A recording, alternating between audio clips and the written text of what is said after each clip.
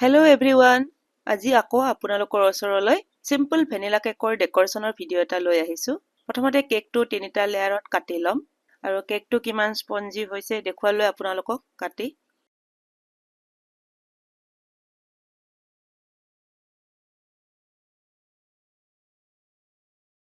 এয়া কেকটো তিনিটা লেয়াৰত কাটি লোৱা হৈ গ'ল। এতিয়া কেক বৰ্ড এখন লৈছো, তাত অলপমান ক্ৰীম দি কেকৰ প্ৰথমটো লেয়াৰ দি দিলো।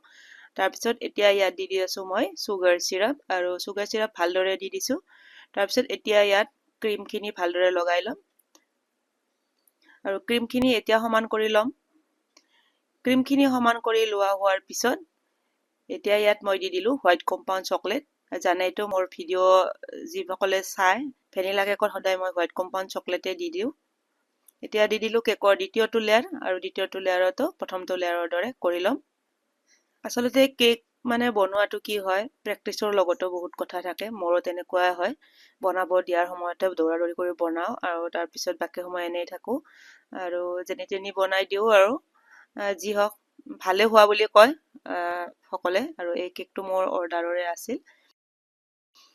দ্বিতীয়টো লেয়াৰো হৈ গ'ল আৰু এতিয়া কেকৰ তৃতীয়টো লেয়াৰ দি দিলোঁ আৰু তৃতীয়টো লেয়াৰত প্ৰথমতে অলপমান ক্ৰীম সানি ল'ম, মানে ক্ৰাম কোটটো কৰি ল'ম। ক্ৰাম কোটটো কৰি ল'লে কি হয়, কেকৰ যিবিলাক মানে ক্ৰামছবিলাক ফাইনেল আইচিং কৰাৰ সময়ত ওপৰলৈ উঠি আহি দিগদাৰি নকৰে। আৰু এইখিনি কাম মানে সমান কৰি লোৱাৰ পিছত আজি মই অৱশ্যে ফ্ৰিজত থৈ দিয়া নাই, ডাইৰেক্ট মানে ফাইনেল আইচিং কৰিব ধৰিছোঁ।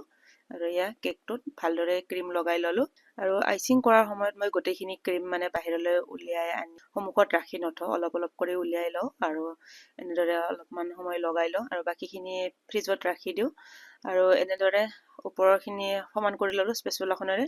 তাৰপিছত এতিয়া ছাইডটো স্ক্ৰেপাৰ এখনেৰে সমান কৰি ল'লোঁ আৰু য'ত য'ত অলপ ক্ৰীম কম যেন লাগিছে তাত আৰু অলপমান ক্ৰীম লগাই লগাই দি আছোঁ আৰু এনেদৰে বহুবাৰ মানে চাব লাগে আৰু ক'ত কম ক'ত বেছি ক্ৰীম আছে, বহুবাৰ কৰিব লাগে। তাৰপিছতহে কেকটো দেখাত ফিনিচিং হয় আৰু স্পেচুলাখনেৰে এনেদৰে ক্ৰীম বাৰে বাৰে ডাঙৰ বাচনটো যিটো মানে বাচনত ক্ৰীম বিট কৰি ল'ম, তাৰ পৰা যদি লৈ থাকোঁ তেতিয়া কেকৰ ক্ৰামছবিলাক লাগি ডেকৰেশ্যন কৰা ক্ৰীমখিনিও বেয়া হৈ যায়। সেয়েহে বেলেগ এটা বাচনত উলিয়াই ল'ব লাগে অলপমান ক্ৰীম, যিখিনি দৰকাৰ হয় আৰু বাকীখিনি ফ্ৰিজত ৰাখি দিব লাগে, তেতিয়া ক্ৰীমো মেল্ট নহয়। কথা কৈ থাকোঁতে হৈয়ে গ'ল। এয়া মই এপাত চিলিকন ব্ৰাছেৰে ছাইডটো ডিজাইন কৰি দিলোঁ, তাৰপিছত ওপৰখিনি জিগজাগ স্ক্ৰেপাৰ এখনেৰে ডিজাইন কৰি দিলোঁ আৰু এতিয়া মই লৈ লৈছোঁ নিউট্ৰেল জেলত 2 চামুচ নিউট্ৰেল জেল লৈছোঁ, তাত ব্লু কালাৰটো মিক্স কৰি লৈছোঁ আৰু মই লিকুইড কালাৰে বেছিভাগ মিক্স কৰোঁ আৰু মিক্স কৰি লোৱাৰ পিছত কেকৰ ছাইডটো মানে ড্ৰিপিং কৰি দিছোঁ।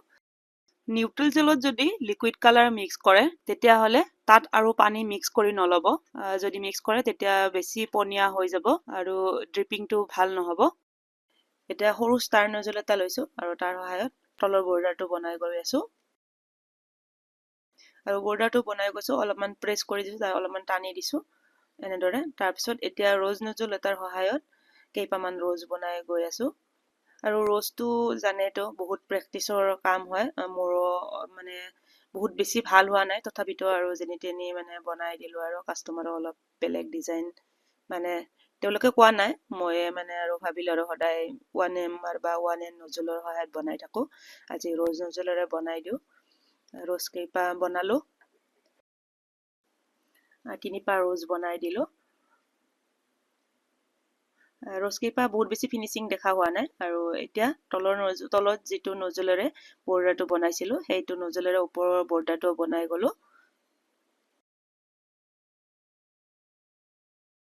আৰু বৰ্ডাৰটো বনোৱা হোৱাৰ পিছত ব্লু কালাৰেৰে ছাইডত অলপমান মানে ৰ'জ কেইপাহৰ মাজে মাজে ষ্টাৰ কেইটামান বনাই গৈছোঁ আৰু মাজত জেল মানে ব্লু কালাৰৰ জেল যিটো ড্ৰিপিঙত ব্যৱহাৰ কৰিছিলোঁ সেইটো দি দিলোঁ।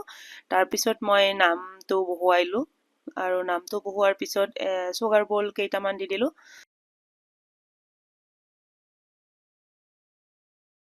আৰু এয়া হৈছে কেকটোৰ ফাইনেল লুক। কেনেকুৱা হৈছে কমেণ্ট কৰি জনাব। আৰু কেকটো ৰেডি হোৱাৰ পিছত মই অৱশ্যে 1 ঘণ্টামানৰ কাৰণে ফ্ৰিজত ৰাখি দিছিলোঁ আৰু এতিয়া কেকটো নিব আহিছে, তাৰ কাৰণে মোৰ মানুহজনে পেকিং কৰি আছে। কেকটো মানে লৈ যাব, ঘৰলৈ নিব আহিছে। আজিৰ ভিডিঅ'টো এইখিনিতে শেষ কৰিম। ভিডিঅ'টো শেষলৈকে চোৱাৰ বাবে ধন্যবাদ।